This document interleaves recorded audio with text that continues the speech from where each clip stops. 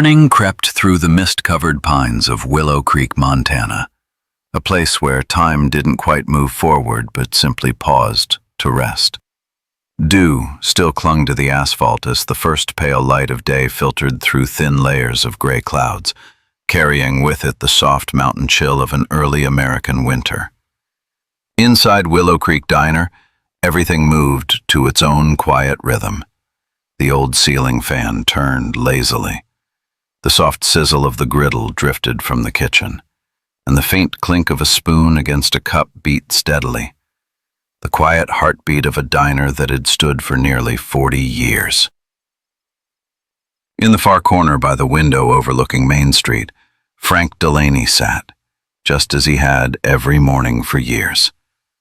He was 78, a faded blue-gray flannel shirt buttoned neatly up to the collar, sleeves rolled with care, revealing hands weathered and roughened by time.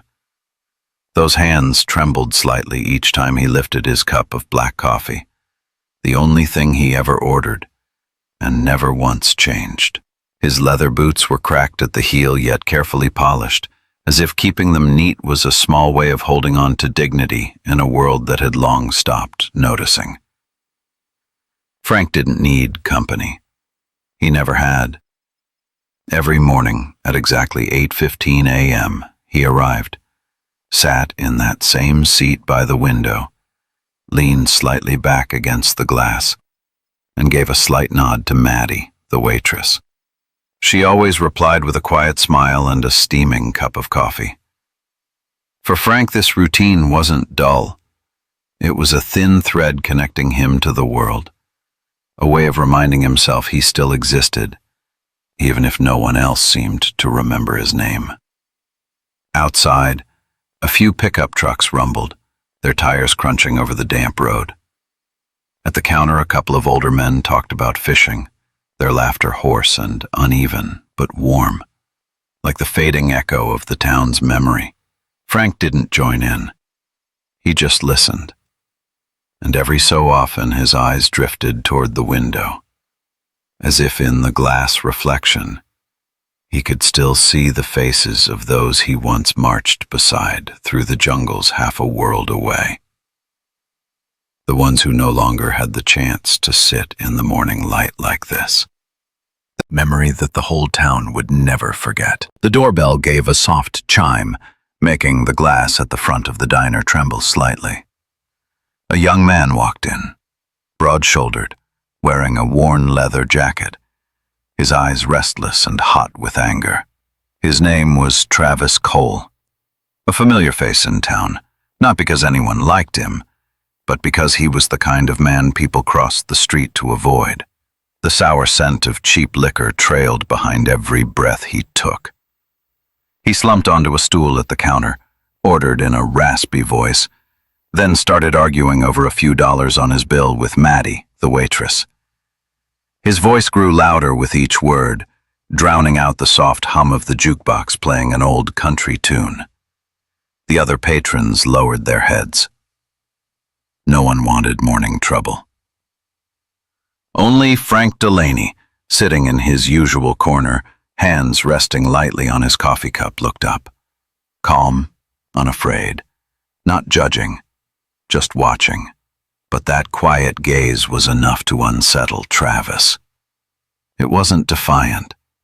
It wasn't provoking. It was too still. The kind of look that stripped away all pretense and exposed an uneasy man. Travis turned, scowling. "You got a problem, old man?" Frank didn't answer. He only shook his head slightly, lifting his coffee cup to his lips. A small gesture, but to a man desperate to prove himself, that silence was unbearable. Travis stomped across the wooden floor, his heavy boots echoing through the room. He stopped at Frank's table, breath harsh, voice rough. "I'm talking to you." And then, smack. A sharp slap cut through the diner's stillness like a knife.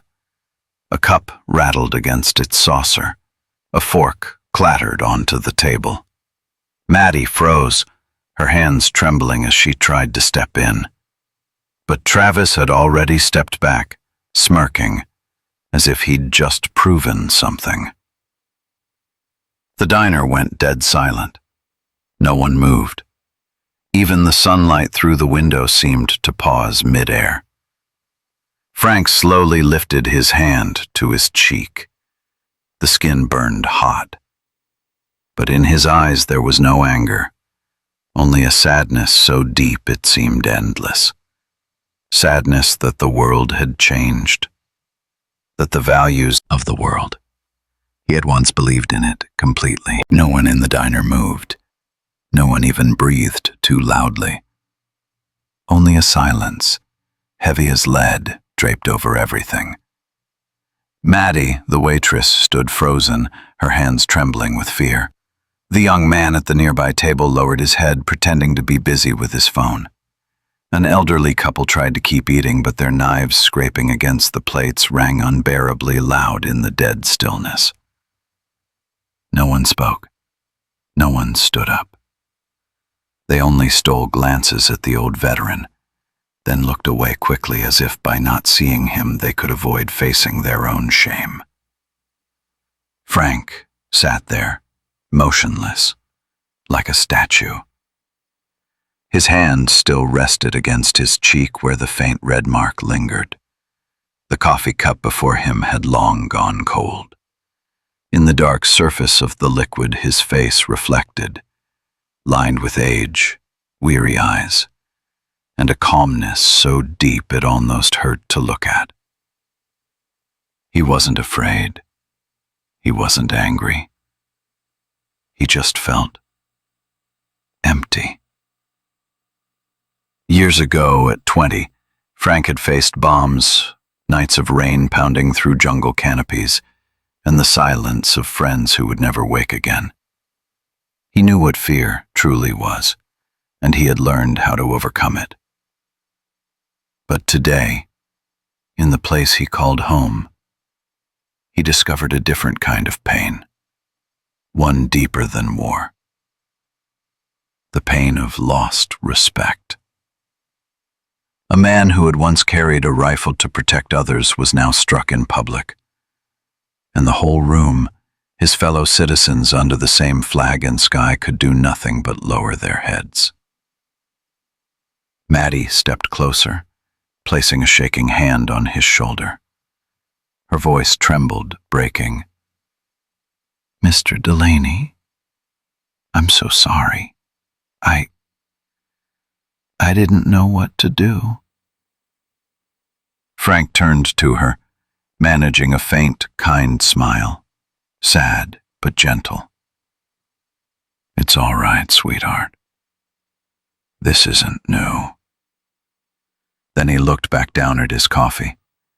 His voice was so soft that perhaps only he could hear it. Outside the glass window, the sky over Willow Creek was pale and dull.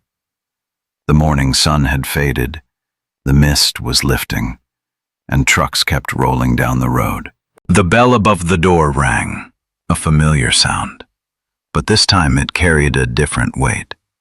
It wasn't soft or steady. It came with a rush of wind that seemed to stir the air itself, breaking through the frozen silence of the diner. Maddie looked up. The door swung open, and a group of men stepped inside. They wore black leather jackets, the kind with a large embroidered emblem on the back, a wheel framed by silver wings. Iron Nomads MC. The atmosphere shifted immediately, heavier, deeper, and somehow safer. Their boots struck the old wooden floor in unison, each step solid, deliberate, like the rhythm of a march, not hurried, not boastful, but carrying the weight of men who understood loyalty. Patrons turned their heads. A few recognized them. The biker gang had a reputation in the region.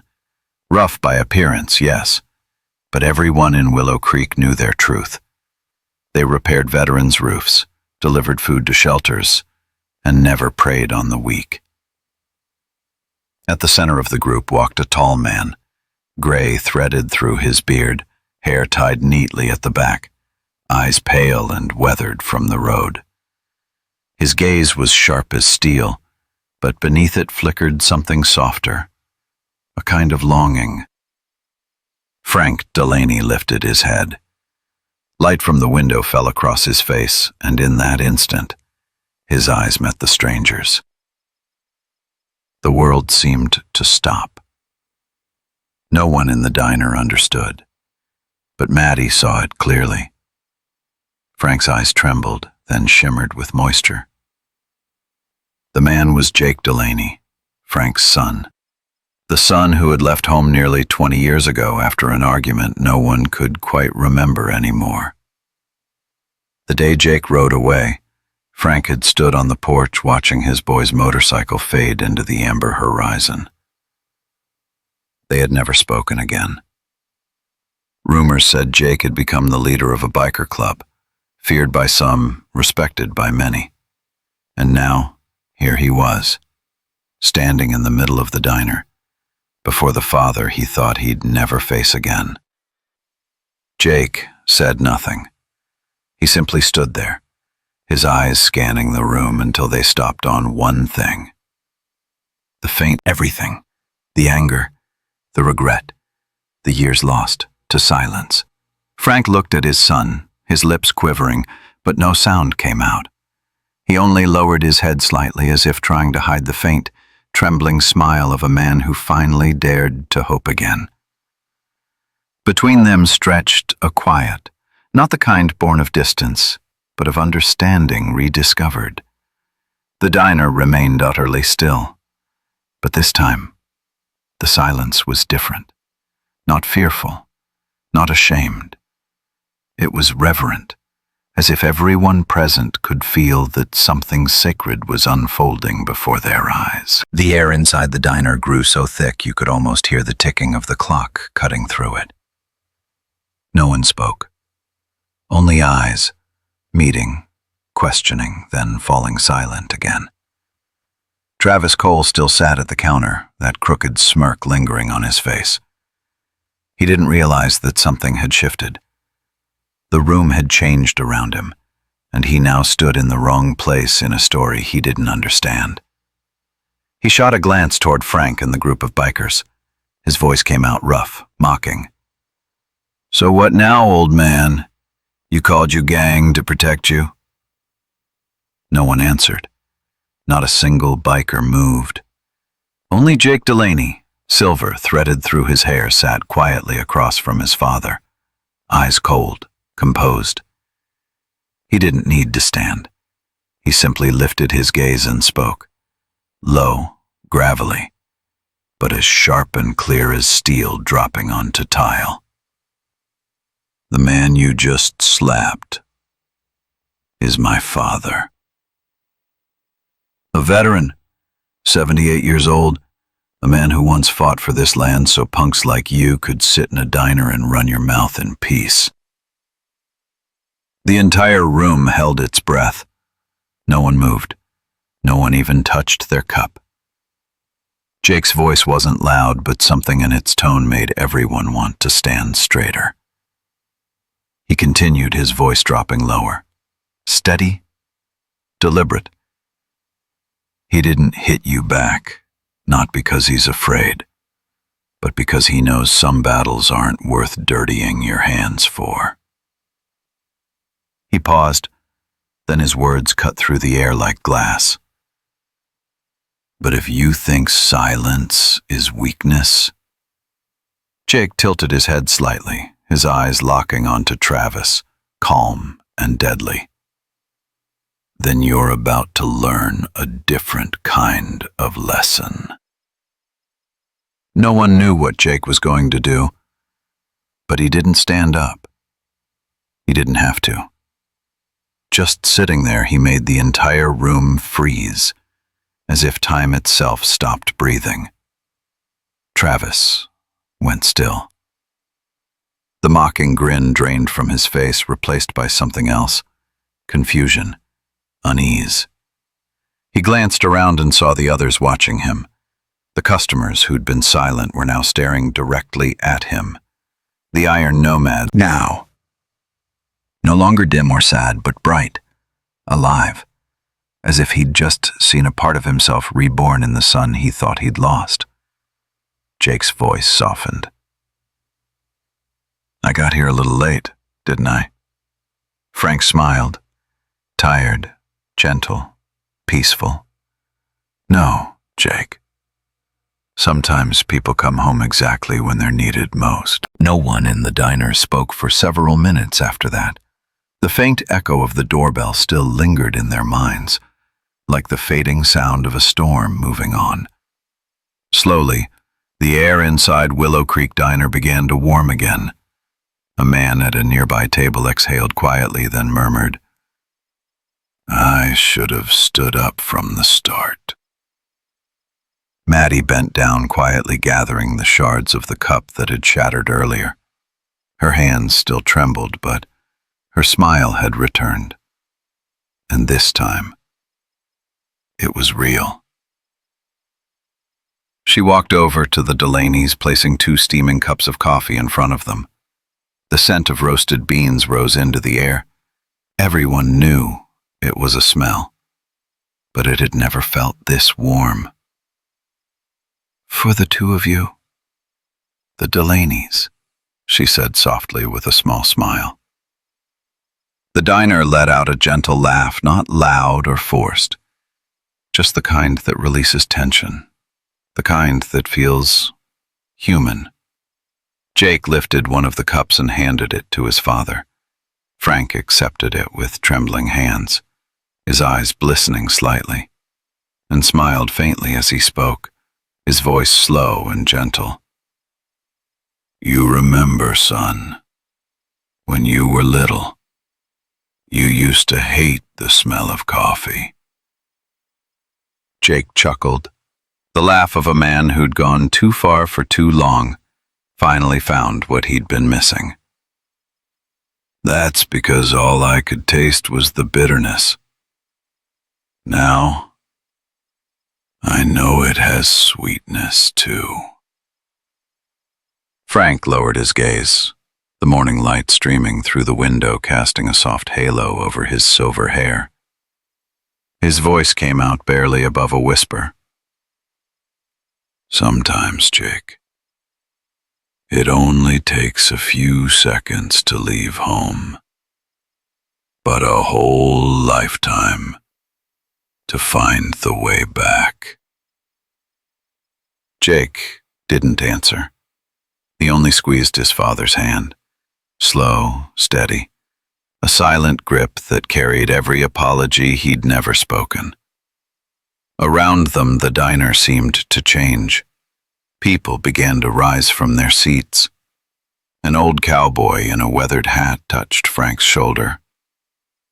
Thank you, Mr. Delaney, for what you've done, and for From that day on, Willow Creek Diner was no longer just a roadside cafe. It became a place to remember. Not because of the food, but because something about it made people want to live a little kinder. The townsfolk started coming more often, not just for breakfast, but to sit, talk, and sometimes simply check in on Mr. Delaney to listen to one of his quiet old stories. Frank was no longer the lonely old man at the corner table. He had become the storyteller, the one who carried the lesson the town had needed for years.